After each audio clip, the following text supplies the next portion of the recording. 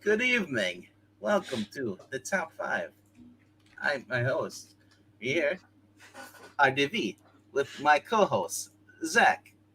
Why are you Tonight, talking like the tonight, Godfather? tonight, we're going to check out the comment section for a second. And Eric Green was pressed today. How propitious!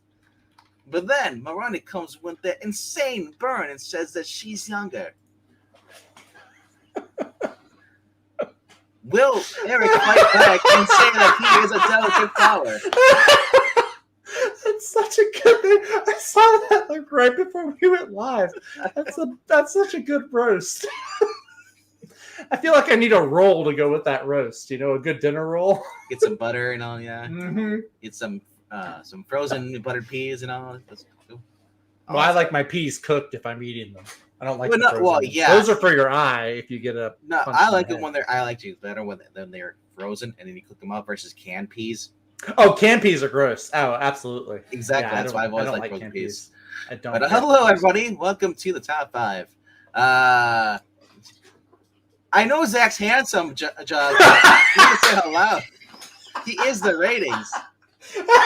It's like, okay, we're all just putting in adjectives that we like for ourselves in the chat now. Is that the day we're having?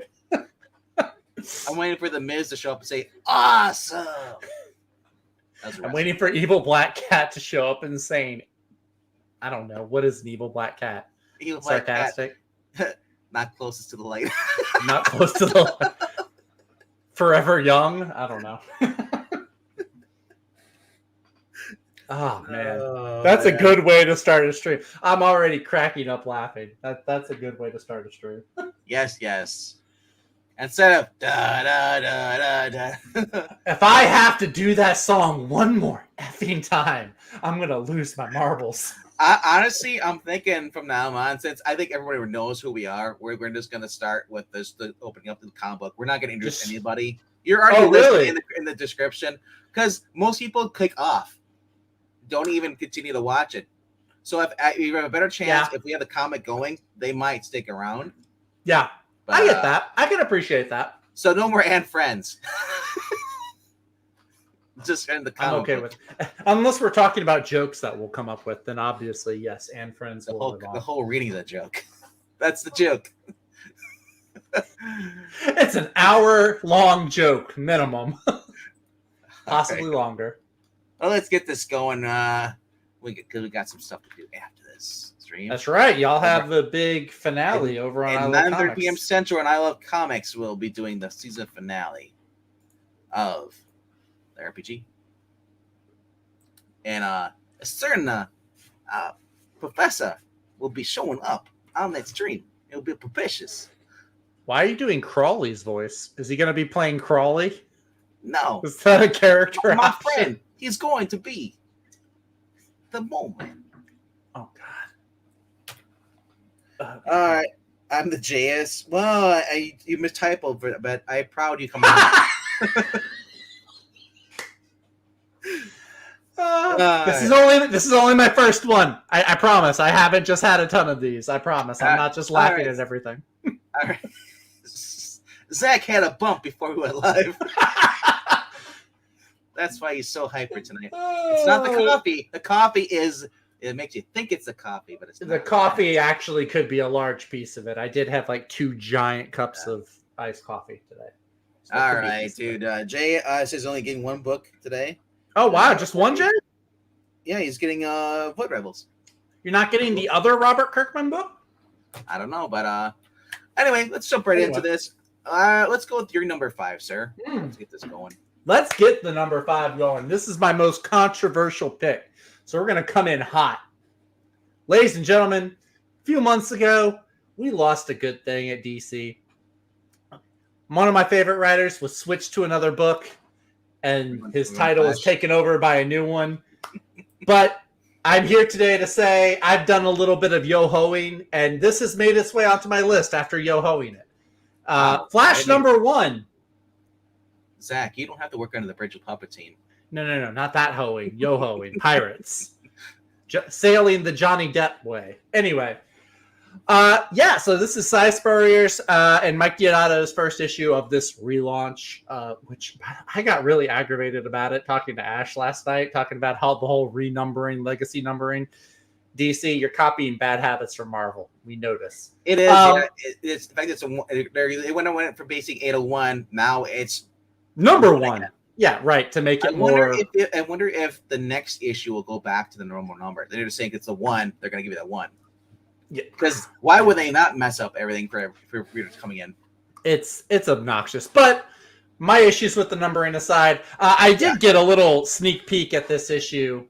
And I gotta say, it's not as bad as I guess I was afraid it would be. There are some cautions, some things that I'm wary of, and I'm going to keep an eye on in the future. Yes, I read Breen's comment, Mr. Miami. It is true. I was thinking about that when he came out. I kept thinking that scene in the lead scene in Back to the Future where Marty's got the hairnet on, with the light Peter shirt. Yo, Doc, what up? But no, I did take a peek at this. So far for the first issue, it's not bad. Cy Spurrier does a good job with the dialogue. He keeps, the kids are in it. The kids are still, happy, talking like kids. Wally still comes across as a family guy. There is some stuff with Linda that it's not outright, they don't put out there in black and white what's going to happen. There's kind of some seeds. I've got a few working theories that I'm working on. Time's going to tell and see what goes on with Linda. But overall, I enjoyed it. Gorilla Grodd is like the villain that opens up this, which I'm a big Gorilla Grodd fan. So seeing him in this was really happy. I also forgot how much I liked Mike Deodato's art.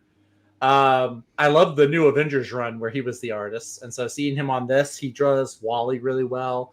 Max Mercury, the Gorillas, he does really good. It's not all dark. I was telling RDV before we went live, a lot of it takes place out in the middle of the day. There is some like cosmic-y horror elements, or Wally calls it spooky Speed Force stuff, which I like the sound of. There are some like darker panels where like they're inside a lab or something. Wow, that's a 1 in 25, Riley Rossmo.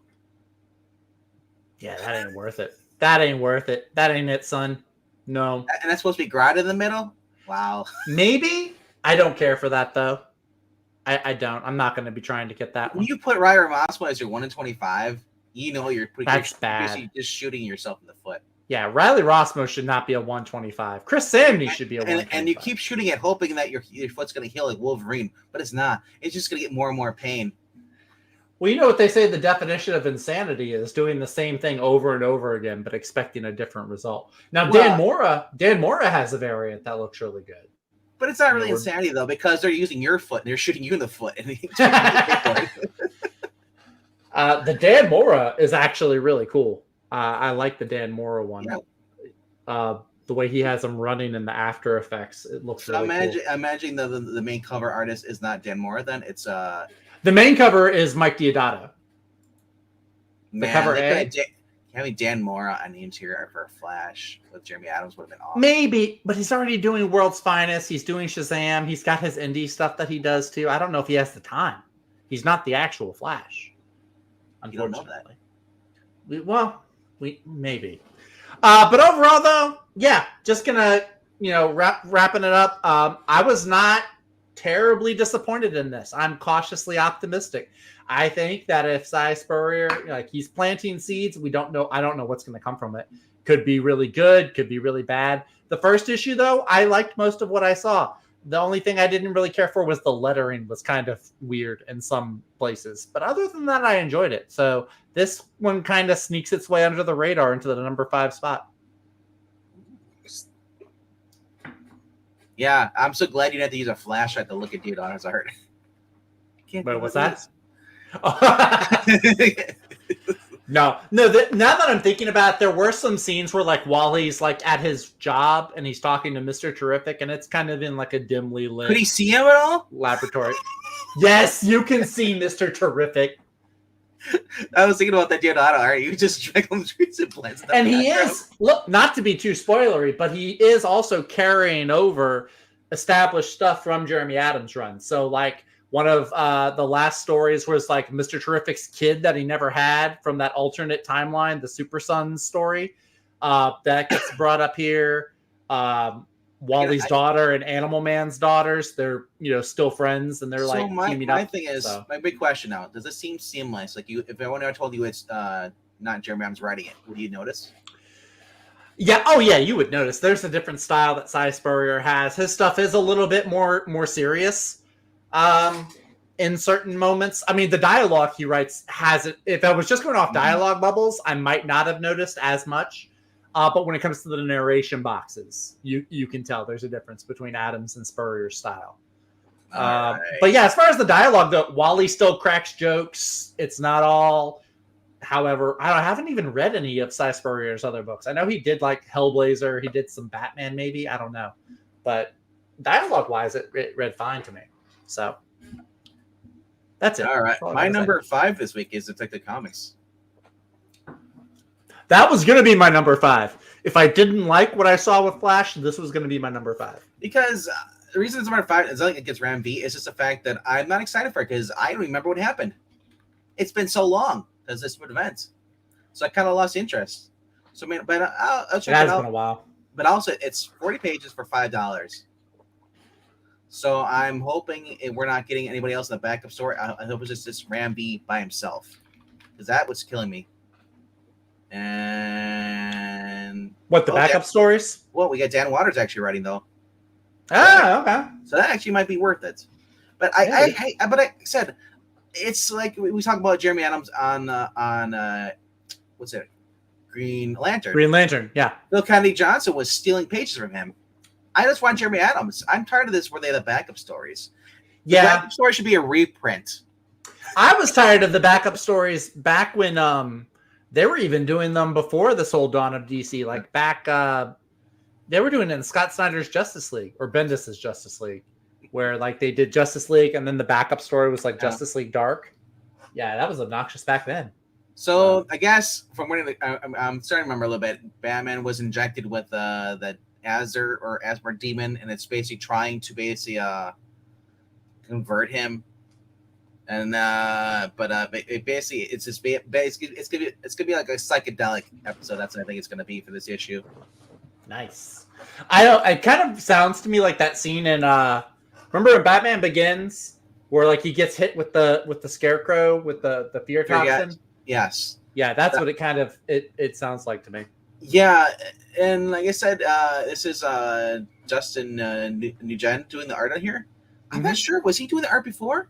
Was he taking over? No, I think Raphael Albuquerque was doing the art before. So I'm curious to see what the art's going to be like in the interior. I mean, because I've seen Dustin's art, but I mean, like, I've never seen him like in the detective mode like this. Especially with Ram V has a certain style he likes for his storytelling.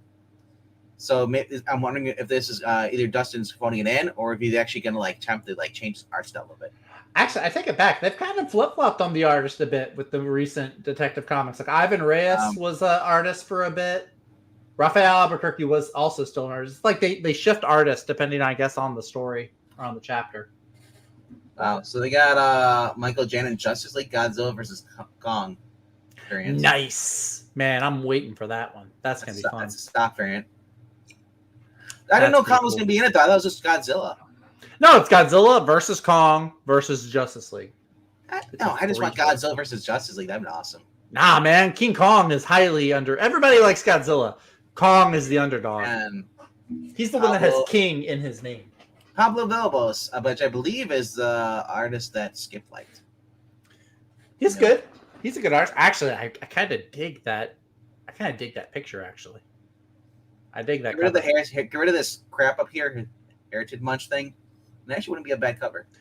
I mean, it's not a terrible cover with. I mean, look, of all the covers that DC does put out, like as much as they shove like Blue Beetle, up there. I mean, this is actually a pretty good one. At least the Blue Beetle ones aren't that great. It's the Mike Perkins. That's a pretty fun one. I say fun. And then there's the Kelly Jones cover B. Kelly Jones. I actually, obnoxious ears aside, I do like that cover. I just like the setting and everything. Like if someone goes in and changes the ears on Jelly Cone or Kelly Jones, I wonder like how much of an improvement it would be. Honestly, I don't know if it would make an improvement. I think it would make his head look smaller compared to his body because his body looks ripped, like huge in that picture. So I think the large ears help offset it. Because he's got the Gotham by Gas like kind of color popping up on his wings. I get that. His things. So but like if you shorten the ears, it's gonna make him. It would make him look weird. It wouldn't balance as well. I think if you had smaller ears. Kelly Jones. If you gave him like the Frank Miller. If you gave him like the Frank Miller ears, that would be a really weird looking. So if you mean for Kelly Jones, I probably put if you have Kelly Jones drawing Batman, it's when Batman is become a vampire. And that fits. Yeah. Otherwise, it's like I don't mind. I love the idea of coming out of the steam coming out of the sewer. Batman's choking on gas. Can't breathe. It stinks. But I mean, I love that kind of wanted posters, and then here's something. Yeah, the whole alley fight scene. It took one of my. I like it. No, I like that. It's almost Frank Miller-esque with like the goons in the alleyway, like the way it's shaded and everything. Well, the alleyway, the pipes here. I keep thinking Gotham by Gas with a cobblestone here. See, I was thinking Sin City kind of, but yeah. Anyway, hopefully it's I can just ease right back into it because it's the one thing I hate about some of these books is that I have to be in a mood to read it. It's just like a TV show. If it's been a while, like The Witcher, I haven't really had interest to watch the new season. I watched one episode and I kind of did other things. And I don't want to go back. I saw the first half of the last season and I haven't even finished it. I know it's like Henry Cavill's last episodes, but I just haven't been interested. Yeah, it's not like I hate Henry Cavill. And I'll say with the comics, I don't hate Ram V's writing. It's just that when you take such a long break, you kind of like forget what happened. So I'm like, I don't want to go reread the last issue just to get in. It's like I understand that. That's why I hate about events when they pop up because it distracts me from what's going on in the mid story.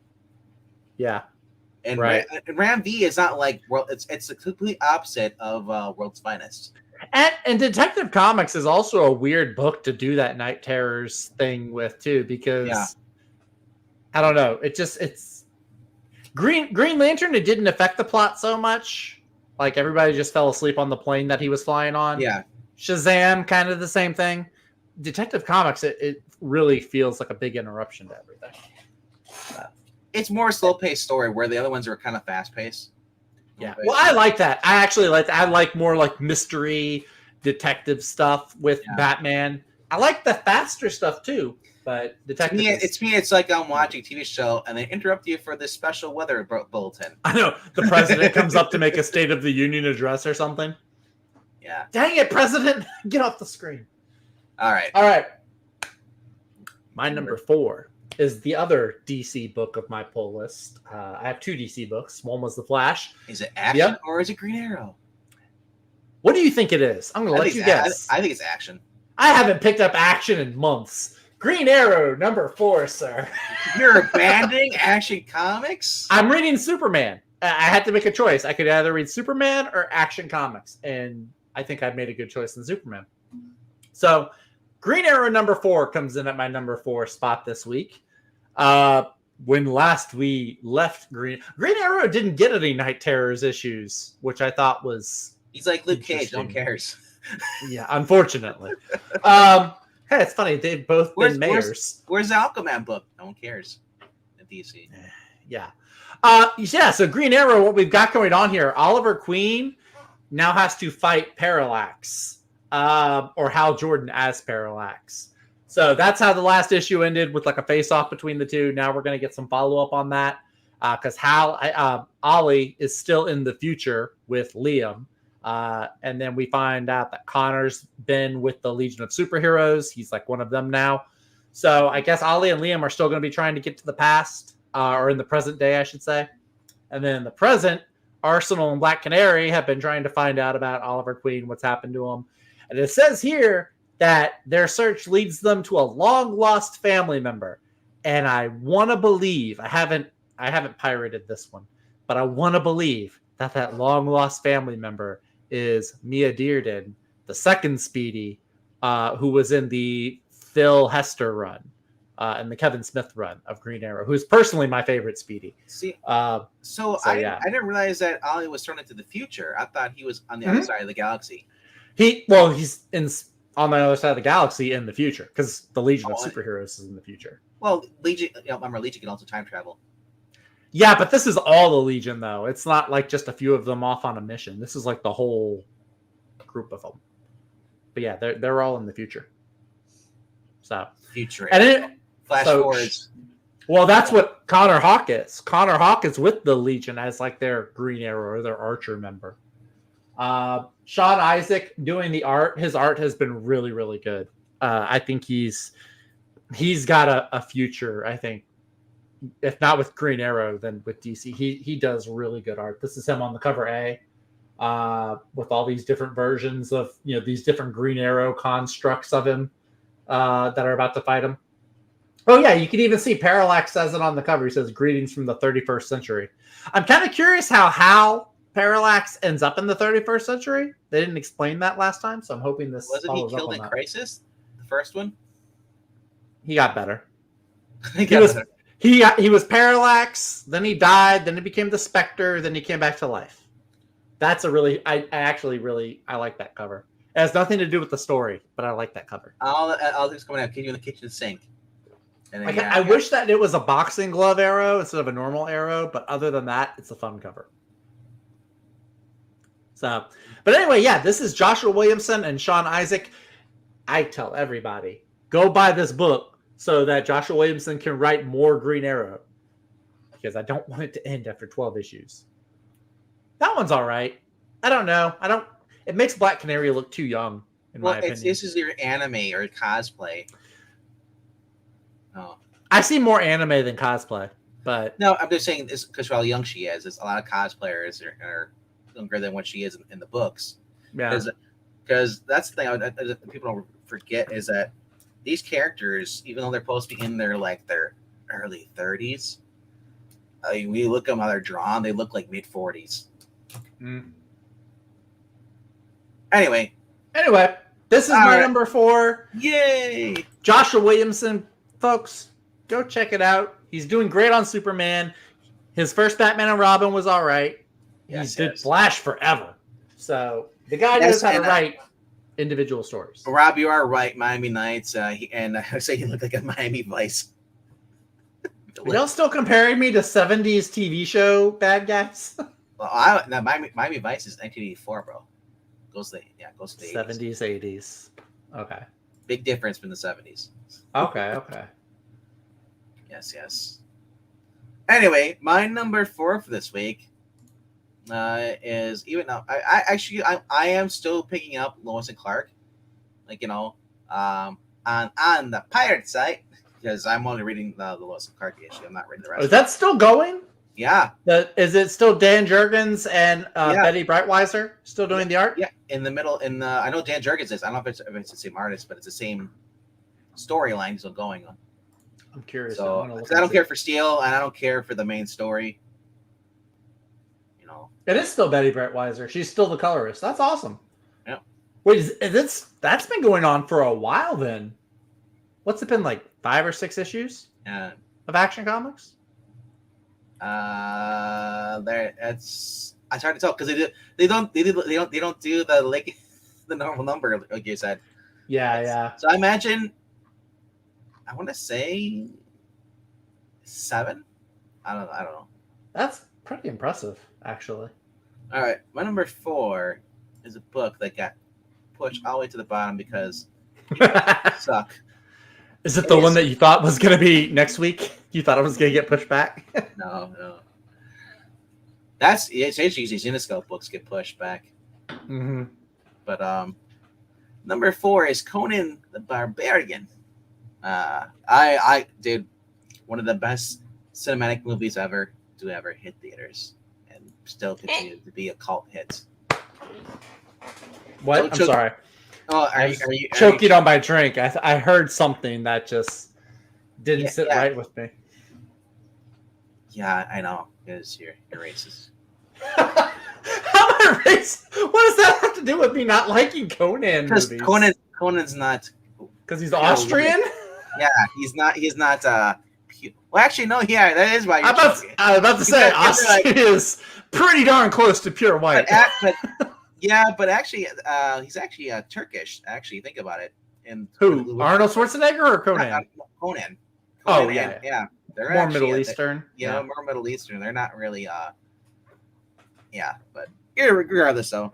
Yeah, Apple go down the wrong pipe, Zach. I've been loving this, man. I've never been a huge Conan the Barbarian thing. I've always gone for the Red Sonja. I like the cheesecake. I love that. And like my show was Xena until it got retarded towards the end. Same with Hercules. I watched that. So I love kind of like the old Barbarian stuff. But I mean, and I love the Conan the Barbarian movie.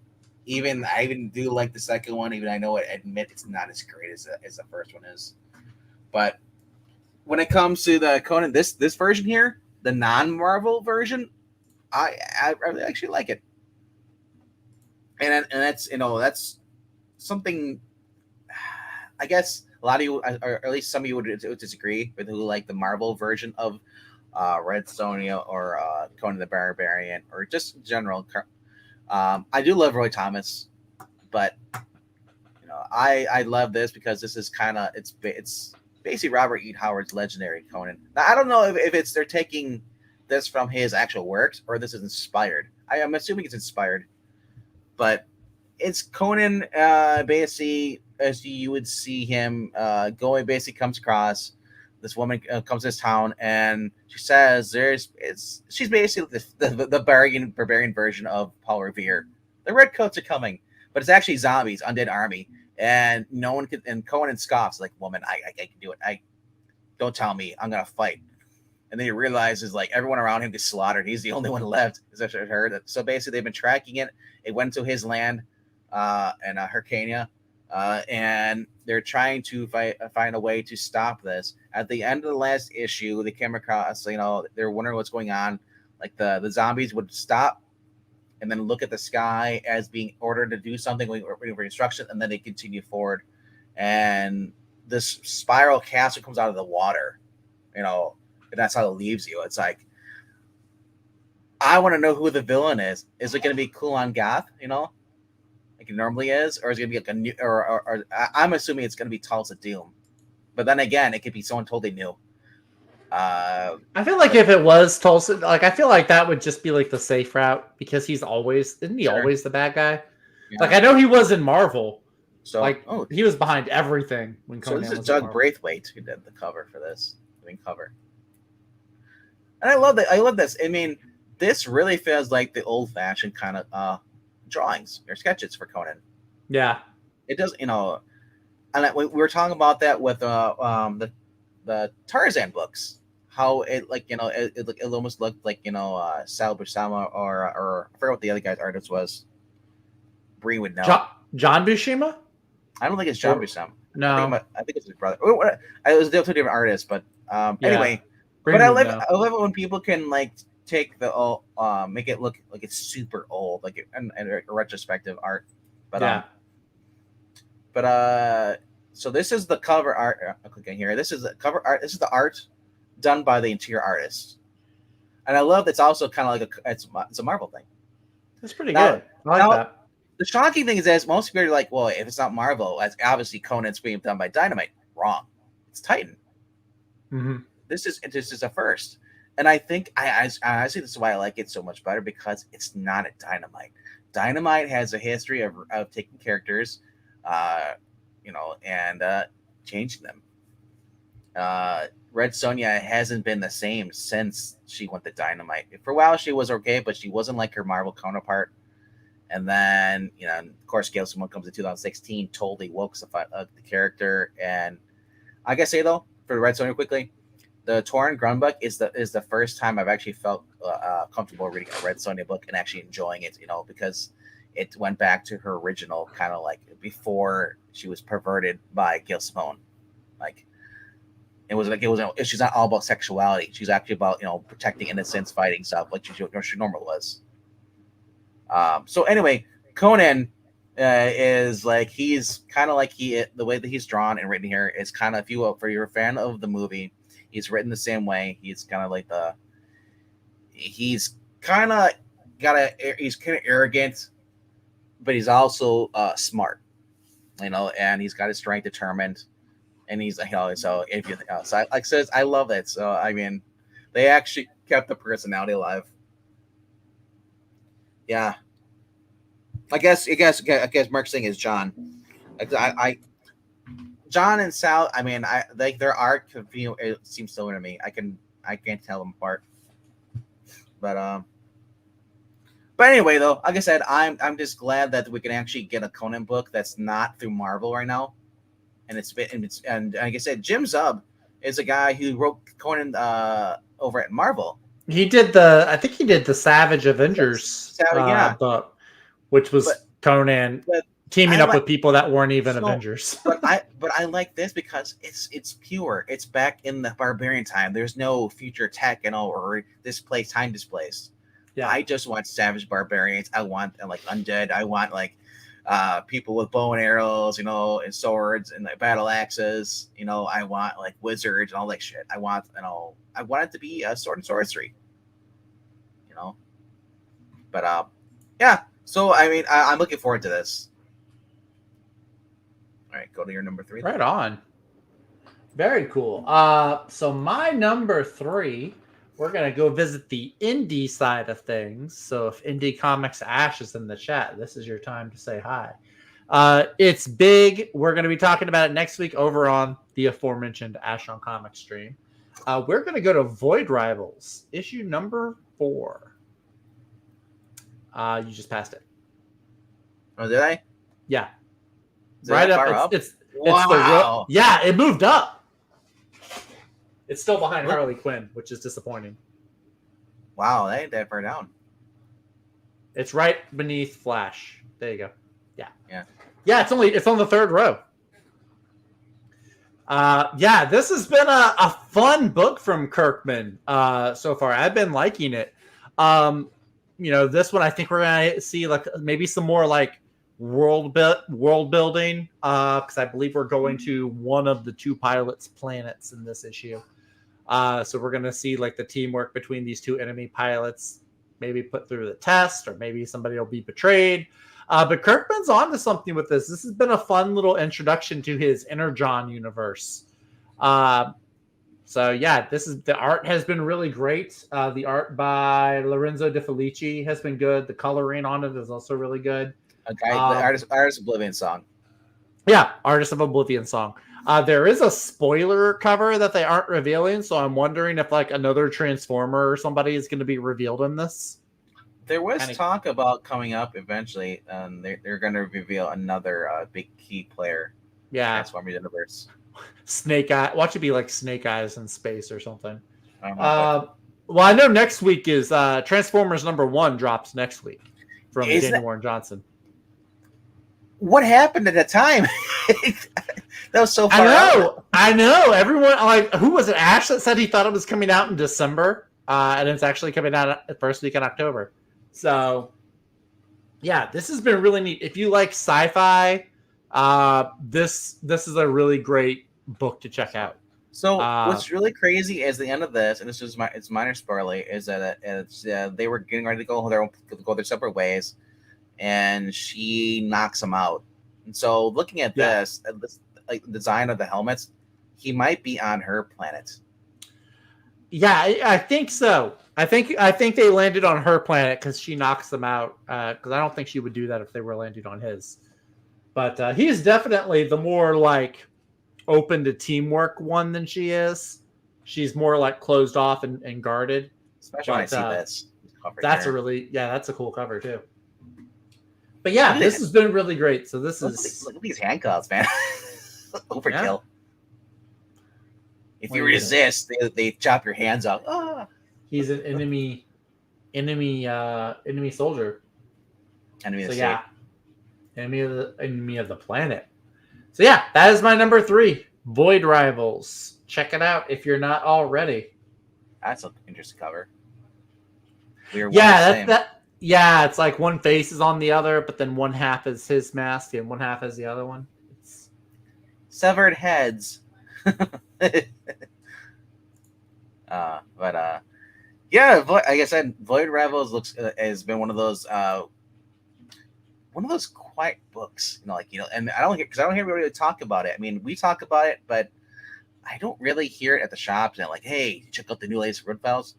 It's most of the time I see people picking up, it's like it's always X-Men, and I'm just thinking like, why are you not checking out like other books like this?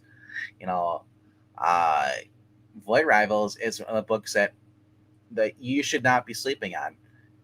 If you loved Invincible, you love The Walking Dead. I'm not talking about the show. I'm talking about the book. Mm-hmm. Or even if you do like the movie or not the TV series, check out Void Rivals. Definitely, Kirkman has a passion for when it comes to his creations, and now the fact that he's building his own Energon verse and transform. Maybe say you're growing up and like I was never into Transformers. I'm looking at you who don't read Transformers. Look, in defense, I was the same way. Yeah. I didn't read I didn't read any Transformers. I wasn't one of these huge old school Transformers fans. But it's Daniel Warren Johnson, so yes, I'm going to read it. Like I said, you're getting clean art. You're getting a good story. And I'm just me. I just love space kind of stuff, Yeah. And I love the fact it's just kind of lighthearted. It's not like super serious, it has a good balance to it. Yeah. It's not like Walking Dead where there was like everything was serious. There was almost like no levity. It was all like super serious life or death stuff. Yeah. So like you said, so if this kind of I always get Star-Lord vibes from this main character. Yeah. And she's kind of like a Gamora in a sense. Kinda. Yeah. Yeah. He's so more. It's kind of like a James Gunn Guardians of the Galaxy. You think about it. Kinda. The first one. Yeah. All right. So anyway, yeah, check out this book, guys, if you haven't done so, and also check out Astrobots. I heard that's good too. I've heard Astrobots is good. It's no Void Rivals though. All right, my number 3 is a book. I don't even know if it's going to be here on this week or if we push back the next week. Wasn't that Conan? Weren't you worried about? No, that's usually Blade Runner and some of these other books that I get, so. Okay. Because everyone guesses when a book comes out. You don't get official release of what's coming out until the day of. There's previews, because remember everything gets pushed back all the time because of the politics.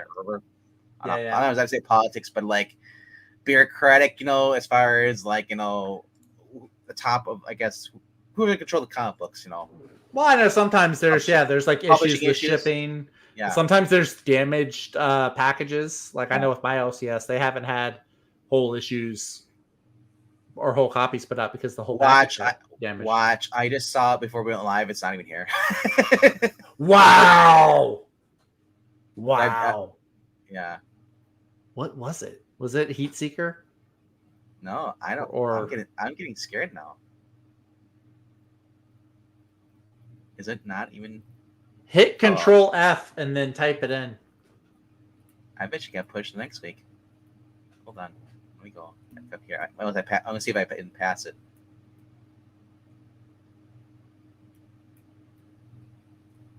Is it Blade? No. Well, no, that's not Blade. Oh, okay. Is it an indie book? It was a Xenoscope book. Oh, a Xenoscope. Let me see. And I think it got pushed the next week. Yeah, there's no Xenoscope on the page. Oh no, there is. There it is. Bell Curse. Is it Bell? Yeah. Okay. There it is. You got scared there. Well, yeah, because that's the thing too. Is Xenoscope is another thing that people sleep on too. I don't know why. We complain about how we like reading Power Girl, but we can't read Power Girl because Power Girl is not, or Supergirl because it's written by someone who hates the character. Yeah. Or it doesn't understand the character. Mm-hmm. These are characters written by people who actually understand the character. They've taken the fairy tales and turned them into action heroes. This is Belle from Beauty and the Beast. Her mother was comes a line of beast hunters in her family. The women are. Mm-hmm. Her adoptive brother was turned into a beast by her brother, and it's just so much drama stuff going on. But but she hunts down monsters, and then she has a friend who basically got involved in it, mixed up in it now. She's like the girl in the chair, and she's kind of like she's super smart. She's able to she's always helping her create tech, and so anyway, there's comedy, action. It's basically if you had Batgirl, Barbara Gordon, and Barbara is the girl in the chair doing all the tech, creating the tech for her, and then you have this other girl coming in and being kind of like a Black Canary kind of like type, but she's also kind of an algorithm mix of a little bit of what's her name Barbara Huntress? Gordon, or Huntress. Gordon. Yeah, I would say Huntress actually. But this and stuff's always going wrong for Belle. She trapped because she felt bad because her mother. She killed her mother and she wanted to go save her mother's soul from hell, so she went into hell. Like she went through it's like this is a George Perez book. George Perez would have loved this. It goes with a lot of Greek mythology and all this stuff. And anyway, so I'm curious about this because I don't know anything about it as far as this book coming out, but every book is basically her just wanted to live a normal life. But she's always there's always some monster or person or bad guy that basically wants to come in and make her life hell. And she's just wants to just relax. She never gets a day off. But then also at the same time, she enjoys it. She enjoys the fighting. So she's like torn with it. Yeah. So the last one she had to because she killed somebody in another book. She had I think it was a Belle Frozen, and the uncle or one of the father relatives of that, this guy who's basically control of elemental snow and ice, came to New York and basically turned New York into like a frozen tundra just to face her. And she's just like, I just want to have Thanksgiving.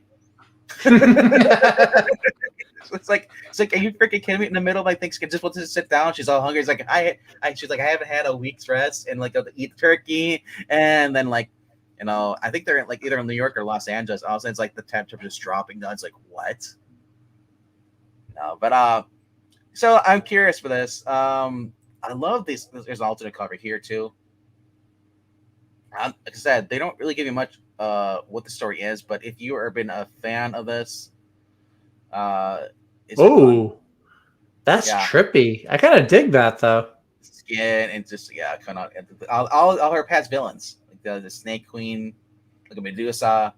Then that's wild. There's the Beast, Yeah. Her Bracy, her adoptive brother. Yeah.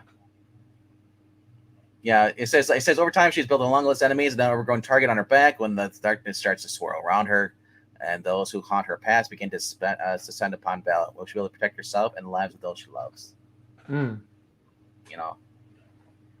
So basically, it's like this is. It's a game towards girls and boys, but it's a girl-centric theme as far as the character. You said she's probably in her 20s, probably. She's just basically had to she can't focus on any love life. It's messed up.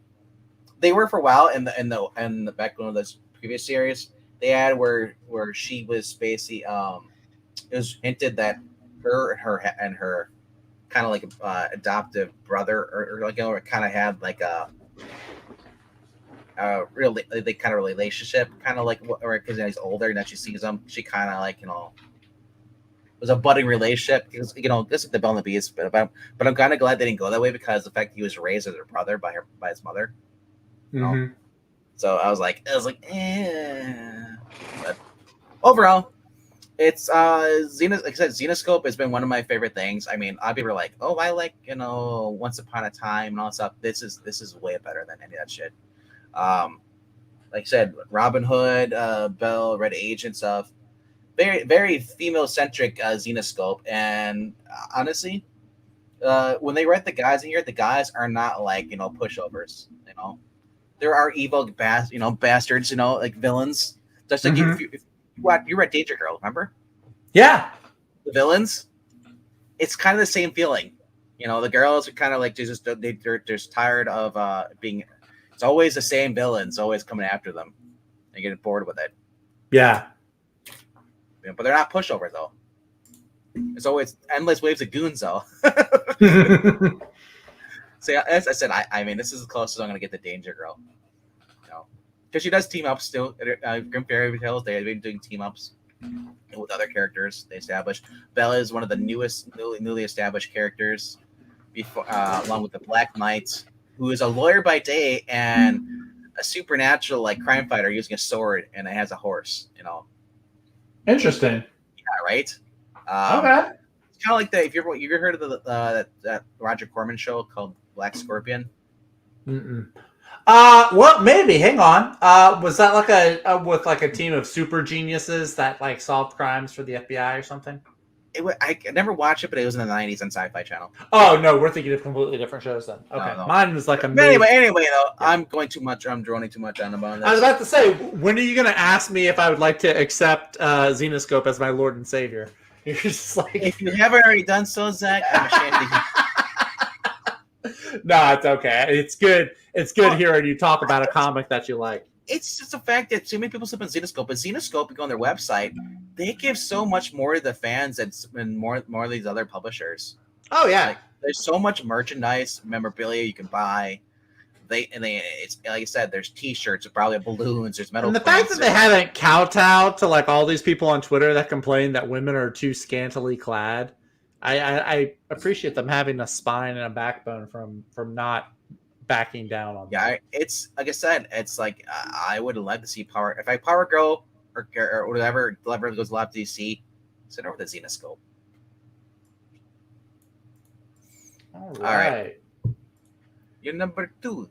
My number 2. He is experiencing a renaissance at Marvel Comics. And yes, some of his books are higher priced. I believe they're worth it, though. Ladies and gentlemen, this week, his return to the Ultimate Universe concludes, or his introductionary, you just passed it. He's like on the top row. Ultimate Invasion, number 4. That's right. It made the top. 2 of my top 5 are in the top row this week. I got taste. It is he, Jonathan Hickman, creator. Jonathan Hickman, the creator. Yes, this is issue number 4. This is the finale of his reintroductory series to the Ultimate line. Brian Hitch doing the art. If I know anything about Jonathan Hickman books, is that he can end his books like the final act can be a banger. And I'm really curious to see what he's got into I don't think it's going to wrap everything up completely because we know he's coming back to write this new Ultimate Spider-Man book, which Marco Cicchetto is doing the art for, which sounds really awesome. But yeah, I'm really curious to see like how this world gets set up and everything. We know that Iron Man, I won't say who he is. He is different from your normal Iron Man. We know that he is going to be picking sides. He's got to either side with the Maker, which is evil Reed Richards, or Kang the Conqueror. We also know Dr. Doom is in here, but he's not Victor Von Doom, Dr. Doom. He's a variation of somebody else. I'm trying to avoid some spoilers. He's awesome. It's very cool. Yeah, I love Jonathan Hickman. He is one of my top 5 modern comic writers. He might make his way on my Mount Rushmore of modern writers. That Von Doom was the only guy I'd share my beard with. The way he goes in and he structures his stories and the technical aspects of it, I find are really, really cool.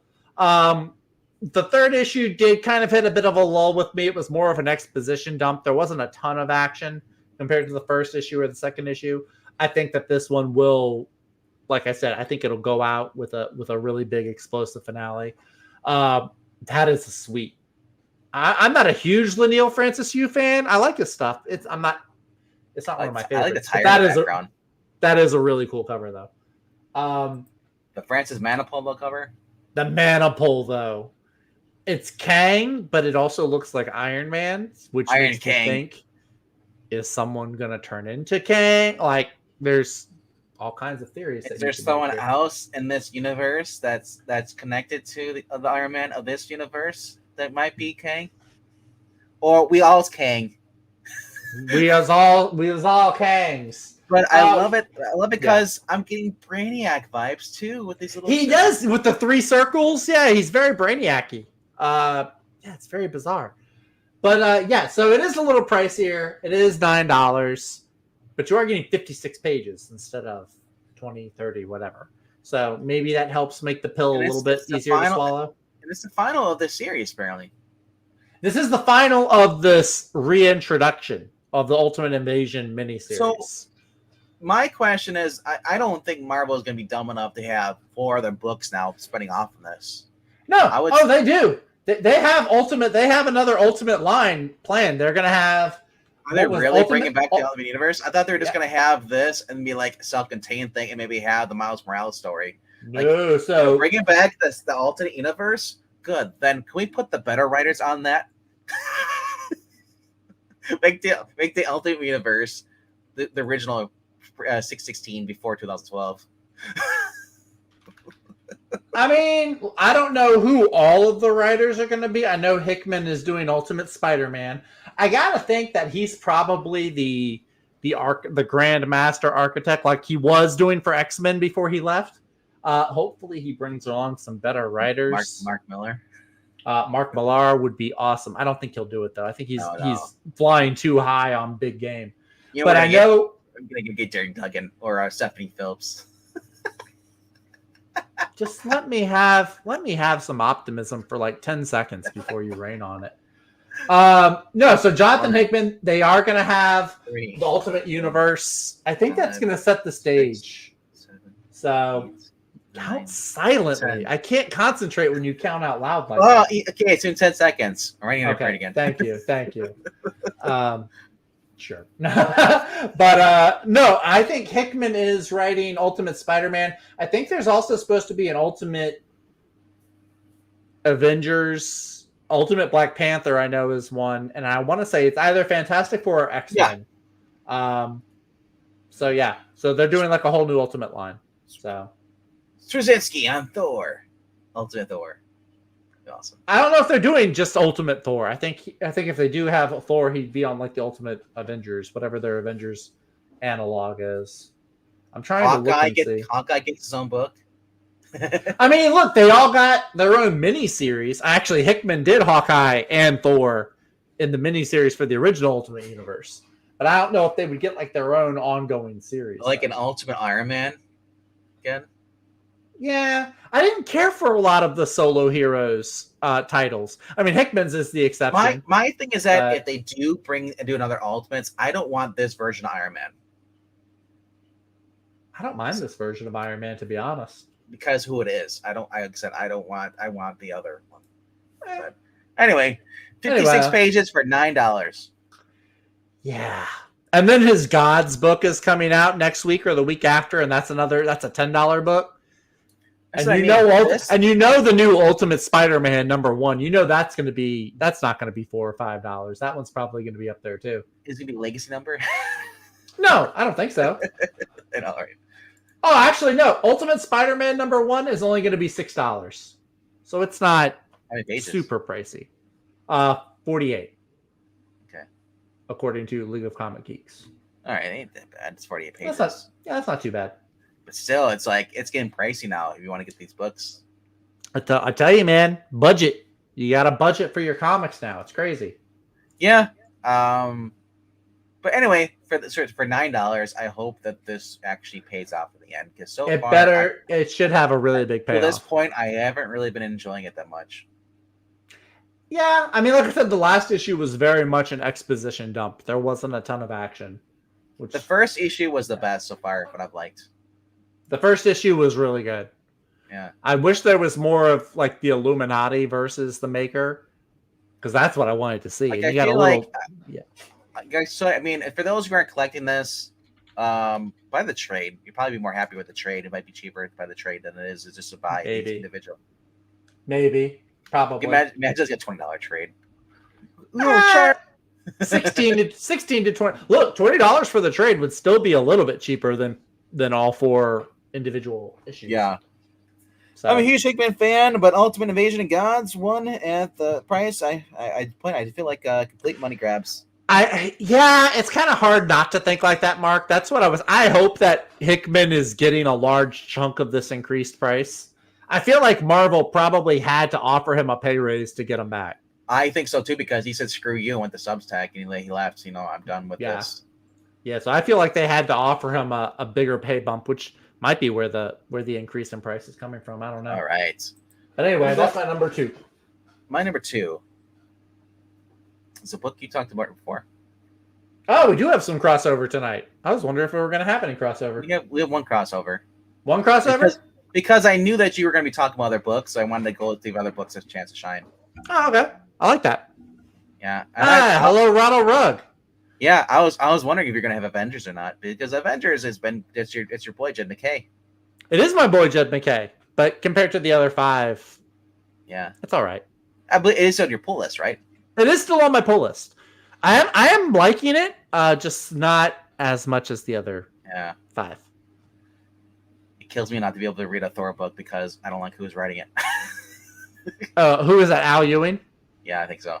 Didn't he do the really good Incredible Hulk run that everybody loved? Was that Al Ewing recently before Donny Cates? I think this is Al Ewing. Let me look first. So it is. I heard a lot of people loved his recent Incredible Hulk run. I'm just not a fan of Al Ewing. It's like to me it's like reading Jason Aaron. I'm not a huge fan of him personally, but because he was writing Guardians for a while. He was that's why I don't like Al Ewing. Because when he wrote Guardians of the Galaxy, he was the one that made Star-Lord bisexual and liking more than one. So for that, I'll tell you though, one book that's on the cover, it's also on my pull list. I'm checking this out, and then this is where at the break point. If I dip, I'll be either if he gets married, then I'm dipping out of the book. But if he doesn't get married, though, then I might stick around with it because what if he gets married, but it's like a really satisfying, interesting story? Because leading up to the story, the book's been hinting at that it's not a marriage. It's not gonna be a real marriage. It's a fake out. It's like a marriage of convenience, kind of. It's because what's going on right now with everything, they're trying to smart the main villain, and Wilson Fisk is involved. And he has a plan. He's the White King he's in charge of the Hellfire Club. Kingpin is now the boss of the White King of the Hellfire Club. Yeah, he's in charge of the Hellfire Club. That's actually kind of interesting. Yeah, so I'm curious. So the only thing that sucks about this is can we just put him in his Falcon? I want someone to edit this. Put him in his Falcon costume. Put Sam back in his place. You're not kidding. Oh yeah, because that's the cover that spoiled that. Hey guys, Kamala Khan's not really dead. Yeah, isn't that the one where she's sitting on Stature's shoulder or something? Yeah. Also, why are Young Avengers invited to Iron Man's wedding? That's a question. Why are any of the Avengers invited to his wedding? Well, because he's Iron Man. Aren't they busy? Is it Cap busy battling like the or Captain Krakoa? Like I said, it is weird. Oh, an Uncanny Avengers. Oh, yeah. Yeah. I forgot about that. My number 2 is Void Rivals number 4. Oh, it's not in Iron Man. I thought Iron Man was your number 2. No, I want to get some tension to it. Gotcha. It is a very huge controversial book right now. A lot of people half people are excited for it, another half are angry. So we'll see what happens with it. Yeah. I mean, as much as people don't like Mid Duggan, it would be clever on Marvel's part to basically tease a wedding but it piss off the new fans. But please the old fans. I mean, cause look at Batman, Catwoman, the marriage thing. We've seen this before. So the fake out with we saw Batman, Catwoman. We saw it with Kitty Pryde and Colossus. But we've seen it with Star-Lord and Kitty Pryde. As everybody says, apparently, that this Marvel is dumb enough to actually go through with it, though. But I don't. I guess I don't see it because he was engaged to Hellcat. That's true. The turnaround time on that guy is quick. I'm off the market with Hellcat, or I'm back on the market. Boom, engaged to Emma Frost. He traded up too, because Emma Frost. I gotta say though, if he's marrying anybody, Emma Frost is kind of cool, man. Emma Frost is kind of a cool. I mean, you could do worse as far as looks go. Yes. Anyway, back to Void Rivals. Yes, you could be Robert Kirkman, who just looks like the kid who just I just ate that cake by myself. He looks like Chip. Every time I look at him, he looks like the kid, the fat kid goes the thumbs up. You ever see that meme? He's standing. Oh yeah. He's just like he's a big old kid. And then we got a little Lanzo DeFici, just Kalish. He's just like, why am I here? And then you got the editor who looks like he died like 30 years ago, at age 80, because this is a black and white photo for some reason. Oh wow. Well, back when he was a boy, the 20s, the 40s. Anyway, not much I can say about this. We already talked about a lot about it. Void Rebels has been a fun book for me. I'm hoping to see more of it. I want it to continue. I want this to be like an ongoing. I want to go past 50, just keep going. And I'm curious to see how these characters are going to interact, if they ever will interact with on Earth at all. If we ever will see these two characters come across Optimus Prime, Transformers, or G.I. Joe. I would like to see a crossover, but man, for now, I'm content with them not being over on Earth. I'm curious to see what's going to go. I love this. This reminds me of kind of like a Farscape thing, or just just a space opera, kind of like that, or drama, like a because you got two people who obviously find out that they are actually the same race, but they're on two different planets and led to believe that they're enemies. All they see are saying that they're different until they both take their mask off, realize they are the same. They look alike, except for a different gem on the forehead. Right. And I just want to see it's like those dystopian movies, and then they is someone gonna break into the archives and find out the truth? It's like and then trying to prove it. It's like so green. It's all people. it's like I wonder if they're gonna end a happy ending for them, or is it gonna end badly for them? Are they gonna have both their races actually at peace at the end, or are they going to continue to fight? And both be beat? Or are they both going to be assassinated by somebody that knows the secret? Maybe what if the two planets are like the two political wings that appear to be at war, but there's like a secret group of them that are profiting from everything? Yeah, slaves. Kirkman could be sending us a message. Who knows? and then you find out that someone's attacking their farms, all their meat productions of plant, in the country, and somebody's poisoning the water. Somebody's poisoning the water hole. And then you're finding out that there's railroad tracks or trains being derailed. Well, they're in space. It'd have to be like sabotaging. But they're on planet Cell. They're on planet Cell. That's true. Okay, that's fair. That's fair. But now I want a space train, though. Thank you, Zach. I want space rails. Trains are cool. Yep. Give me the the flying train from that Doctor Who episode, Murder on the Orient Express, but it's not the Orient Express. It's another train. Doc Brown's chair. Oh, Doc Brown's flying train. Oh yeah, yeah. That would be cool. Yeah. Anyway, though, like I said, I have been a fan of what Kirkman does with space stories. If you read Invincible, you're really gonna love this too. It's got the kind of same kind of feeling a little bit to it as far as the characters. And the whole thing. Will these two characters, it's a boy and a girl, will they stay platonic friends, or will they become lovers? Or will one of them die? She already betrayed him. It's like, is it betraying him because she's torn her feelings for him? We don't know. But like you said, there's so many ways this book can go, and I love these. You can just branch out from it. Yeah. So yeah. Cool. Cool. We have no Undead Quinn here tonight. I noticed. No, but I think this does take place in the far future. Yeah. So, but because I don't know though, because if Jetfire wasn't, by the way, spoilers, it's been out for 2 months.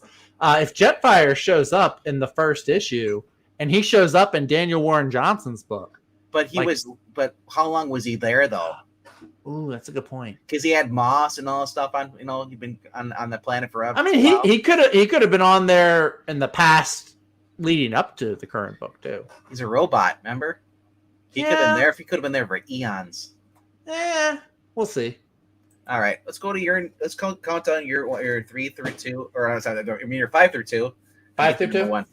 All righty. My number 5. Controversial pick this week, I'm sure. But my number 5 is Si Spurrier starting on his run on The Flash. So it is Flash number 1. Very controversial. My number 4. It's very predictable of you. It's what? Predictable? Yeah. What? Look at that. Look at that cover. You're Mike Deodato. Mike Deodato is. I like Mike Deodato. I'm biased. Anyway, number 4 is Joshua Williamson's Green Arrow number 4. Finally, I feel like we were waiting 2 months on that, and it wasn't even a Night Terrors. They didn't even have Night Terrors involved in that. Anyway, number 3 is we were just talking about Void Rivals issue number 4. My number 2 book this week is Ultimate Invasion's Finale issue number 4. And in keeping with a long-standing tradition, my number 1 book this week is the other Robert Kirkman book. I can only do this for like 2 or 3 more months, and then it ends. So I'm going to use it every chance I can get. That is Firepower, issue number 27, which is way further down the list than Void Rivals for no darn good reason. People should be reading this. But wasn't there another Skybound book out this week too? There might be another Skybound, but this is the only other Kirkman. Oh. Because just because it's Skybound doesn't mean that Robert Kirkman's writing it. Another member of the Johnson family has learned the firepower. But with Shaw's reach extending in Chicago, Owen and his army will have to strike soon. Whether they're ready or not. What's with everybody in these firepowers? It's like a mixture of Jerry Seinfeld and that radio announcer from The Legend of Korra narrator. Anyway, what's the deal with all this fire? What's the deal with all these fireballs? You go out in the street, fireball. You go to the office, fireball. I can't take it anymore. You go to the butcher. He's got a fireball. Everyone's got a fireball. I can't take it anymore, Jerry. Fireballs are. I was trying to do Kramer. It's there. Fire, anyway. Jerry. Fire. Fire. Anyway, this is my personal favorite of all the books that Robert Kirkman has written. Talking earlier about the Flash family. If you like that good family dynamic between all these different characters, this is definitely one I would recommend. More people should be buying this. If more people were buying it, maybe it wouldn't be ending. But yeah, sad side note. The series wraps up in December, or maybe. Or look, hey, maybe the story just reached its natural conclusion, and Kirkman couldn't think of anything else to do with it. Yep, on this cover, his wife's asking for divorce. Too close to home, sir. But anyway, this is really great. There's a great cast of characters here. Owen and his family, his kids, his mentor. Just all these different characters. And then Chris Samney's art is just, I could stare at it all day. And then Matt Wilson doing the coloring, the colors and the art. They complement each other perfectly. It's a fun kung fu book. It's got magic. It's got dragons. It's got interpersonal drama, all the good stuff that you want in a comic. It's got beautiful double page panels and splash pages. It's got dragons, it's got Asians, it's got fire, it's got Dragon Ball Z over and over. You're not wrong about the Dragon Ball Z. I feel like the Hadouken powers. Hadouken! But it's like that's Street Fighter. That's not Dragon Ball. Yeah, that's Street Fighter. But anyway. But Kamehameha is the same thing too. He fires the energy blast. True. Very true. But yeah, this is well worth checking out. If you like a good action story with ninjas and dragons and Incredibles like family dynamic, snakes, this is well worth checking out. So, and it's Kirkman and Samney. They're a great team. They're a great team up on this book. So definitely check it out. 24 pages for $4. Not a fan of that. But it's a quality 24 pages though. I want 32 pages for $4, man, at this point.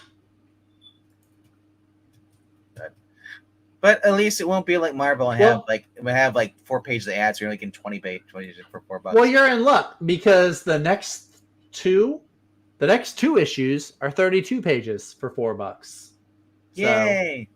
Somebody heard you. So why? But it doesn't make sense. Why is this shorter pages for the same price? No idea. I'm not. I would drop this down in price. That Skybound. I'm not Robert Kirkman. I couldn't tell you. I am looking at the cover for the issue after this one. Yeah. I will be getting a variant cover. It's too good, but I'll wait till that issue comes out. I'm gonna count down mine. Go for it. Do it now. It's 9/11. Do you know where your kids are? What? It's 9/11. I don't have any. I don't have any kids. Oh, that's a good way. Deny. My number 5 this week is Detective Comics. Number 4 is Conan the Barbarian. Issue number 3, we got Bell Cursed. It was my number 3. Number 2, you saw was Void Rivals, and my number 1 for this week is a book that has just been off the rails, just fun. And it's a character I've missed. It's Blade. Number 3. This is your. That's right. Okay. Yes. Blade possessed. In exchange for a weapon that can destroy the Adana, Blade must get his arms-dealing ex-girlfriend, who had sex with him last issue, and it was kind of hot, out of a bloody situation with some literal headhunters.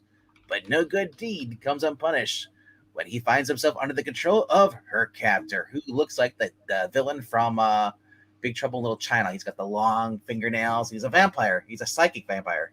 Interesting. Meanwhile, the pulse of Adonis' power is who basically is a giant unleashed demon that he unwittingly unleashed. That he's now always trying. So basically, Blade messed up. He was tricked. So now Adonis' power ripples across the Marvel universe, drawing a familiar friend of Blade's into the fray. Please, it'll be Hannibal King.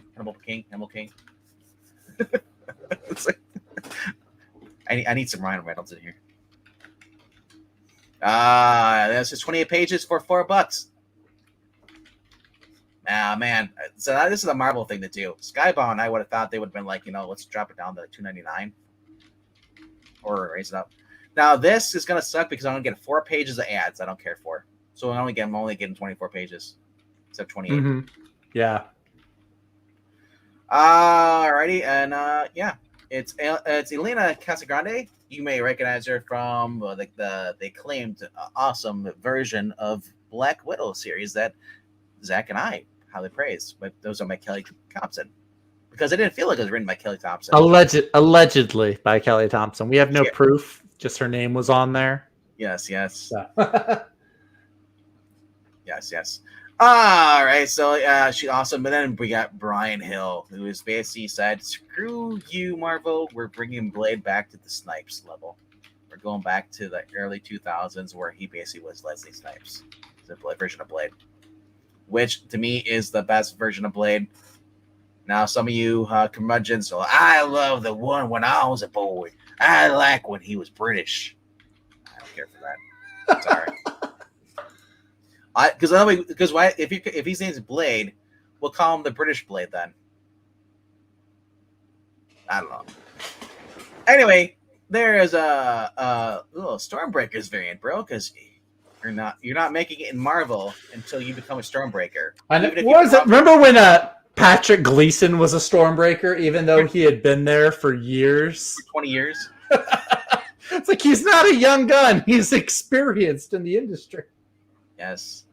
Like I said, I love this version of Blade when he goes back to the normal 90s stuff. Yeah, honestly, as much as I love Captain America #1 in the MCU, mm-hmm. I still love Blade, the first movie, over Marvel MCU movies. Yeah. It's just that feel of the 90s, everything that there was no limit on what he could do. It wasn't Disney-fied. Yeah. Yeah. Well, even Captain America the first one wasn't Disney-fied because Disney didn't own them yet. Same with we got a little bit in Iron Man, preview, or Iron Man #1. That was like the first non-Disney. Second, was it Disney or is it? I think it was Disney afterwards, right? Disney bought them after Avengers. Yeah. The first Avengers movie, I think, is when Disney bought them, or after that is when Disney bought them. Like I said, I mean, if Cap shows up in this and he's throwing this, I want to be decapitating vampires with a shield. That's what I want. It should be. I gotta say, I do like seeing Blade more. Like, this fits Blade more. Like, I remember in Jason Aaron's Avengers run, he had Blade join the Avengers, And I'm sorry if this sounds bad, but Blade is not like there are certain characters that are like, yeah, they're an Avengers fit. They could fit on the Avengers. Blade does not strike me as one of those characters. Blade was in the other. Blade was on that team. It wasn't Avengers. It was something else. The Midnight Suns. No, Midnight Suns. Midnight Suns. It was in the mid 2000s. They put him on a team with all different supernatural creatures. You know, it was supposed to be Midnight Suns, but they called it something else. I thought it started with a C. But yeah, but that's what I'm saying. He would fit more Strike on Force. like it was Strike Force. Oh, that was during. Oh, I know why I forgot that. That was during the Realm of Winters. Yes. Yeah, that's why I forgot that. So, but yeah, that's like more his thing. Like, I don't know. Tell me this is not Wesley Snipes' Blade. The hairstyle, everything. He looks like Vincent Price. Wow. Well, a smaller picture. Like maybe it's because I'm looking at it in a smaller picture, but like when it looks smaller, he looks like Vincent. Actually, no, in large, it still looks like Vincent Price, just like in a dark room. Something about it looks like Vincent Price to me. You know what I learned today is Vincent Price, and he's even British. He is a fake. What? He's from Missouri. What?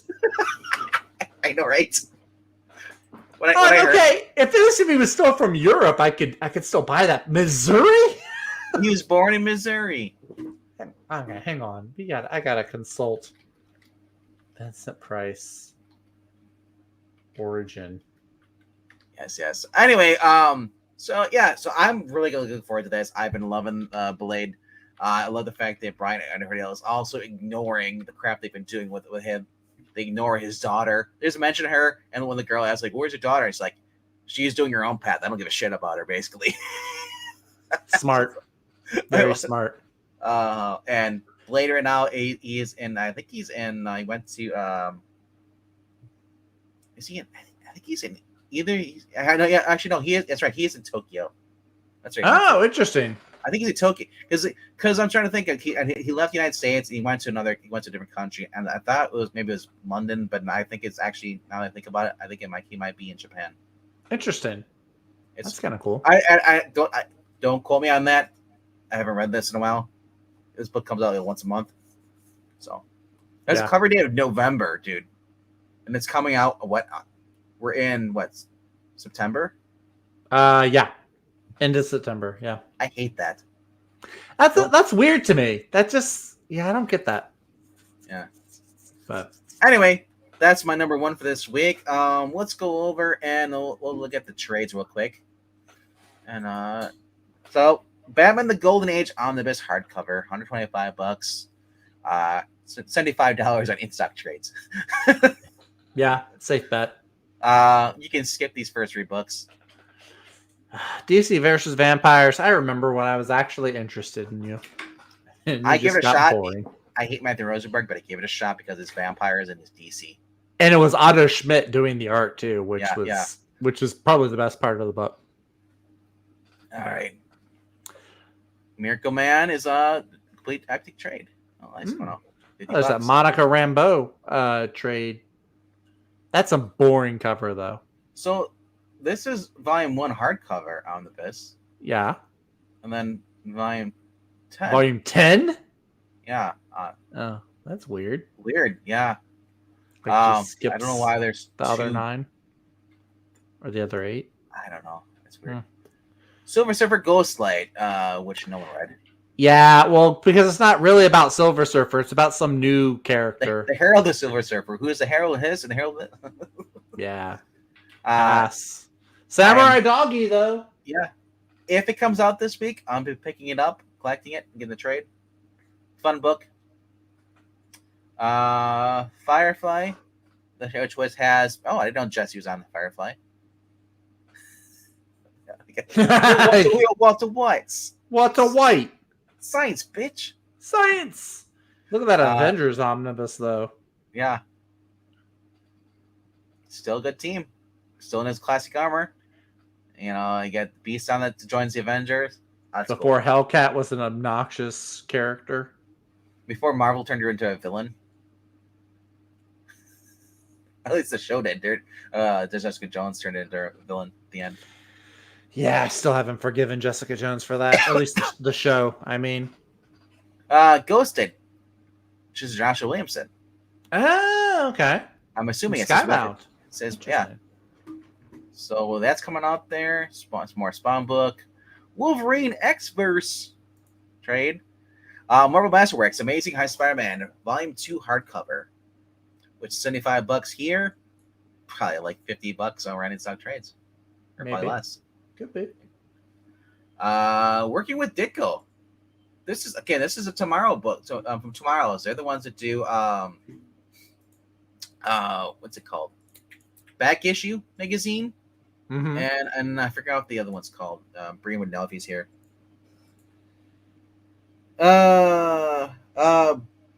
Asking Blade on Marvel Knights. Well, everybody was Marvel Knights in the early 2000s. But that's true. The Inhumans were Marvel Knights. Can somebody explain that to me? How the Inhumans were Marvel Art Knights? Attack is the other Skybound book I was thinking of that came out this week. Oh, okay. It's a one of their first imprints that came out when Skybound launched. About these two characters, they have superheroes, but when they it's kind of like what was it called? The Will Smith movie, the one where Hancock. Yeah, it has Hancock. Yeah, Hancock. Yeah. Where these two get together, chaos happens. So their powers clash and stuff. So I'm curious. So I might give it a glance over, look at it. Actually, who writes it? And that's not Kirkman, but I'm just curious who they got writing it. I remember this came out last year. Was individual issues. Sean Kittleson and Edward Zakowski and with Mike Spicer. Yeah.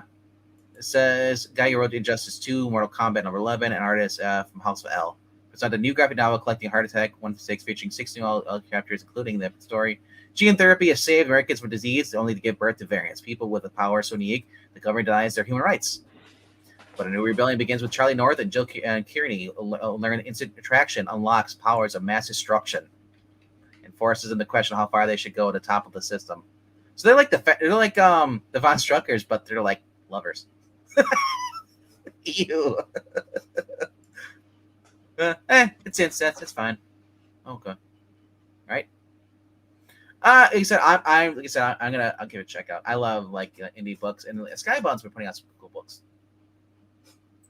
So yeah, Skybound. Yeah, definitely. I agree. Then we're getting into some manga stuff, which is weird because I didn't know Blaze did a manga or whatever his First Class Restores.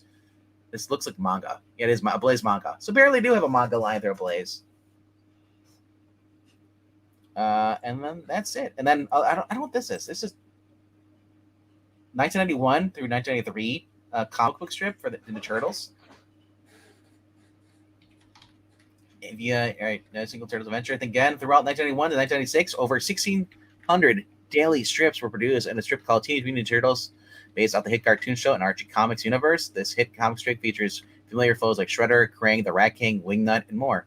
This contains the first 4 major story arcs from 1991 to 1993, collected in one volume. Jeez! Wow! Doesn't even give a price for it, so I'm just curious. What is this? There's no price for it. It says other, nothing. I saw it. Yeah, I saw it. 218 pages. I'll have to look up online. Maybe it's a digital thing. I don't know. But that'd be kind of cool. I didn't know they had comic book strips for comic strips for the Ninja Turtles. That's cool. Now I really want to go check these out. But that is it for our program this evening. We hope that you had fun, that you do the right thing, and click like, subscribe before we subscribe to you permanently, and also leave a comment. Let us know. Do you like this stuff? Do you like our content? Do you think Zach should have a gold chain on next week? I think I might be accused of appropriating culture if I do that. have his hair slicked back, or have a backwards cap on. It could be Marky Mark. if you want to help out the channel, there's a few ways to do it. We just showed you about those. The one of the most important way is if you want to bless your hearts, donate $1 or more. Go to ko-fi.com/Palpatine. The money, just for $1 alone, will be eligible to choose our next reading. Well, it's the Marvel or DC book. We'll do it, read a few, just by donating $1. But if you want to donate more, you're more than welcome to. And it said the money goes towards paying for the reading apps, which are yearly expenses, and then also the StreamYard, which is a monthly expense that Pixel pays for himself. So I try to help him out when I can, but if you guys want to help us out, but the really big thing too is help us get some more subscribers. We're almost at 500. We've been slowly but surely getting more and more. Once we get to 500, we'll be eligible to apply for monetization on YouTube, so they can give us a quarter every 6 months. I don't know. Like it's weird. We have the watch time, but like the subscriber count is slow. So share us out. Tell everybody that we are awesome, and then if you want to help us out, cool. All right. So in a few minutes, I will be going over there, and a certain Palpatine will be over on I Love Comics for the season finale of the Marvel RPG. Check that out if you like that. Just it's a D&D thing kind of / hangout stream, so we interact with the chat as well. I get to be there for 2 hours with the Alta, and you guys should show as well. So support me. Help me. Don't be like Guy Gardner. Oh, you guys are so kidding, and you like help me. You're right. Zach, were you there for the Just International reading we did? I was there for one of them. It was the one where like it was during the Manhunters, like the invasion stuff, Millennium stuff, and like I think I was. It was one of the ones where Guy had been punched in the head, so he was still like talking like Beaver Cleaver. Blue Beetle. He hops, Was he breathing on the window? And yeah. Okay, I was there for that. Yeah, that's literally me every time I go there on BG. And I do that to my camera, just like breathe. I have my camera off, so you can't see me getting on a chair and adjusting the rope. All right, let's see you guys in a few minutes.